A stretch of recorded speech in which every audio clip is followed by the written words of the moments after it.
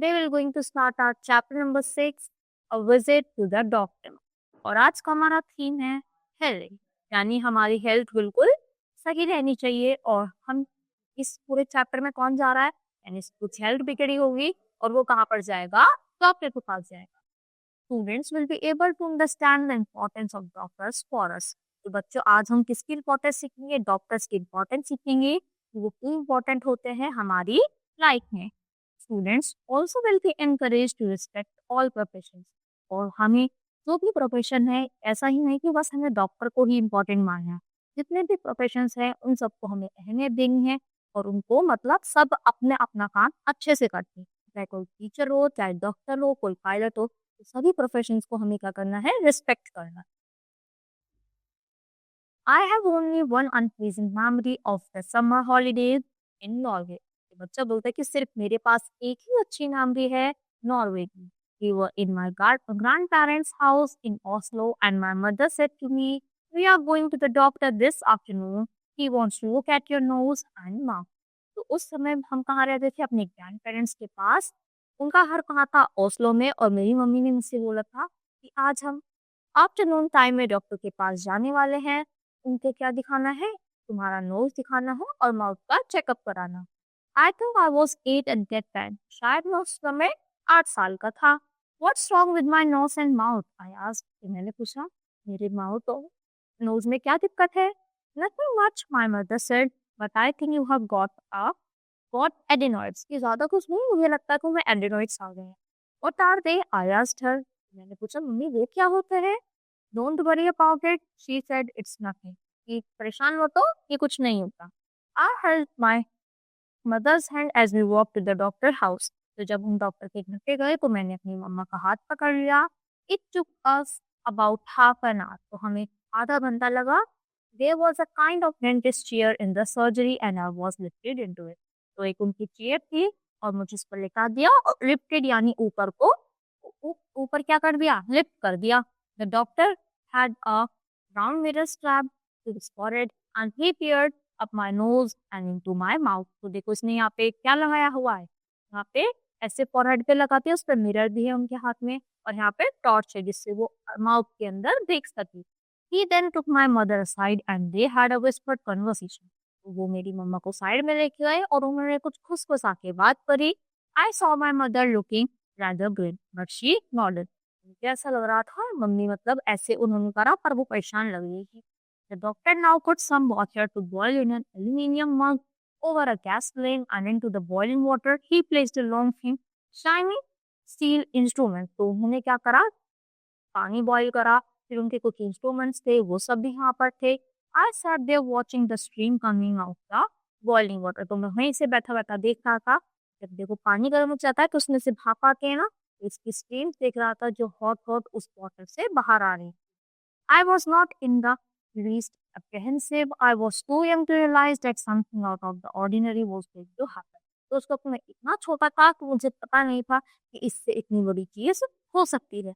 When a nurse dressed in white came in, तो एक nurse आती है white dress में। She was carrying a red rubber apron and a curved white enamel bow। तो वो किसके साथ आती है? रेड कलर का उन्होंने एप्रन पहना हुआ था और एक हाथ में व्हाइट कलर का बाउल भी लेकर आती है।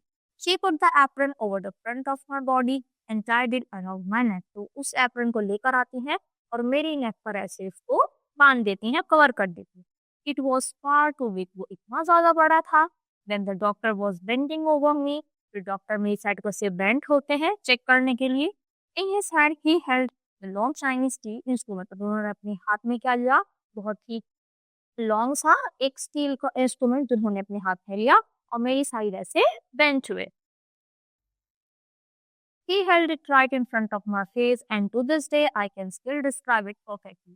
फिर उसको लेकर आते हैं मेरे माउथ के पास और मैं उसको अच्छे से आज भी डिस्क्राइब कर सकता हूँ, बल्कि मैं उस टाइम छोटा था और वो चीज मुझे आज तक याद है।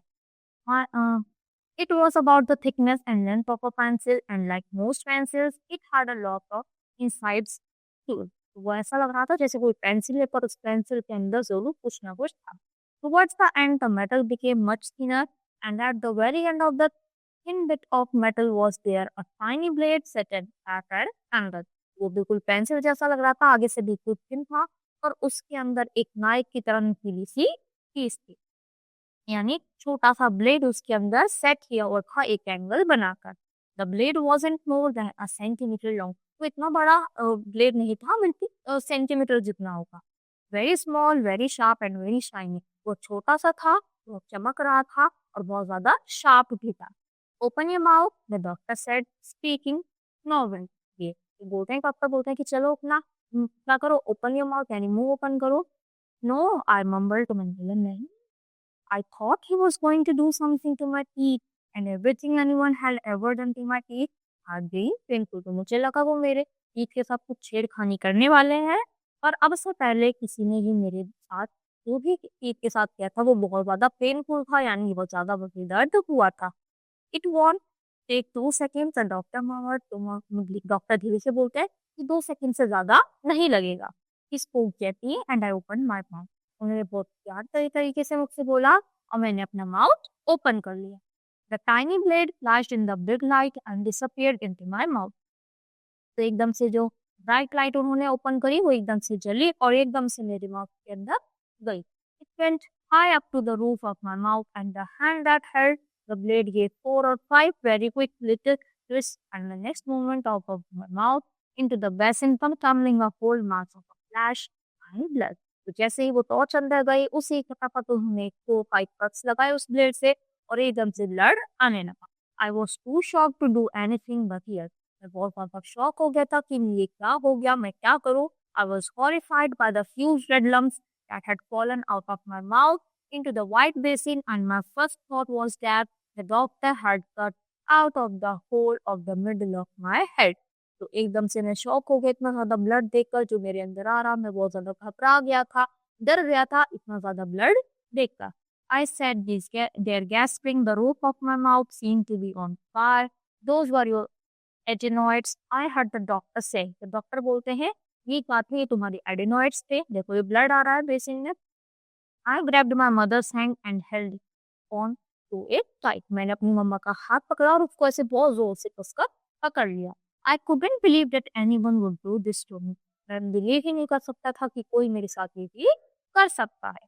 Stay where you are, the doctor said, you will be all right in a minute। कि तुम वहीं बैठो जहाँ तुम हो, डॉक्टर बोलते हैं तुम 1 मिनट में सही हो जाओगे। Blood was still coming out of my mouth and dripping into the basin। अभी भी ब्लड आ रहा था मेरे माउथ से और वो बेसिन में जा रहा था। The nurse was holding me, nurse ने मुझे पकड़ा हुआ था। Fit it all out, she said, there is a बुलबुल। बोलती कि चलो तुम अच्छे बच्चे हो, चलो चलो जल्दी से पूरे ब्लड को बाहर निकाल दो। You will be able to breathe much better through your nose after this, the doctor said. Doctor बोलते हैं इसके बाद तुम अच्छे से प्रॉपरली अपनी नोज से सांस ले पाओगे। The nurse wiped my lips and washed my face with a wet planner. तो जो नर्स है वो उसको अच्छे से लिप्स वगैरह, माउथ और नोज वगैरह अच्छे से क्लीन करती है। Then they lifted me out of the chair and stood me on my feet. I felt a bit groovy. तो वो मुझे एकदम से खड़ा करते हैं सीट से और प्रॉपर मुझे खड़ा कर देते हैं। मुझे थोड़ा ऐसा था कि उस वक्त लग रहा था। Will get your my mother said, taking my hand. मेरी मम्मी हाथ पकड़ते हैं और बोलते हैं कि चलो अब हम घर चलते हैं। Down the stairs we went and on to the street we started walking. फिर हम नीचे जाते हैं, चलना स्टार्ट करते हैं। There was no trolley car और टैक्सी। वहां पे हमें कोई भी ट्रॉली कार या कोई टैक्सी नहीं दिखती।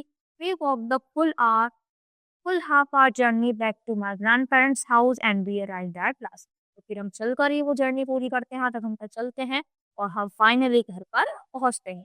आई can remember as clearly as anything my grandmother muttering, let him sit down in that chair and rest for a while after he's had an operation।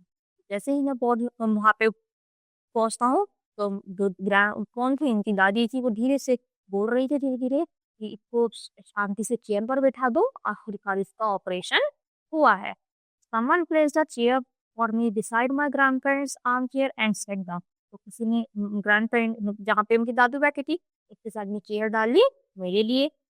My grandmother reached over and covered one of my hands in both hers। तो वो आती है मेरे पास और मुझे अपने दोनों ही arms में कवर कर लेते हैं। That's won't be the last time you will go to a doctor in your life, she said। And with a bit of luck they won't do you too much harm. तो वो बोलते हैं कि अब तुम्हें डॉक्टर के पास जाने की ज़रूरत नहीं है और अब तुम्हें कोई भी दर्द नहीं होगा, किसी भी डॉक्टर के पास जाने की ज़रूरत नहीं है। That was in 1924 and taking out of a child's adenoids and often the tonsils as well, जिसको हम tonsils भी बोल देते हैं, without any anesthetic was common practice in those days. I wonder though what you would think if some doctor did that to you today. तो बोलते हैं कि आपको कैसा लगेगा अगर वो सब चीज़ें किसी डॉक्टर ने आज आपके साथ की। तो इतना ज़्यादा घबरा गया था उस चीज़ से, बहुत ज़्यादा टेरिफाइड हो गया था। पर क्या था, अगर वो ध्यान रखता पहले से ही तो इतनी ज़्यादा नौबत नहीं आती। इसलिए हमें अपनी हेल्थ का बहुत ज़्यादा ध्यान रखना चाहिए, प्रॉपर बैलेंस डाइट लेनी चाहिए, अच्छे हेल्दी चीज़ें खानी चाहिए और जंक फूड को अवॉइड करना चाहिए। I hope you understand the chapter. That's all for today. Thank you.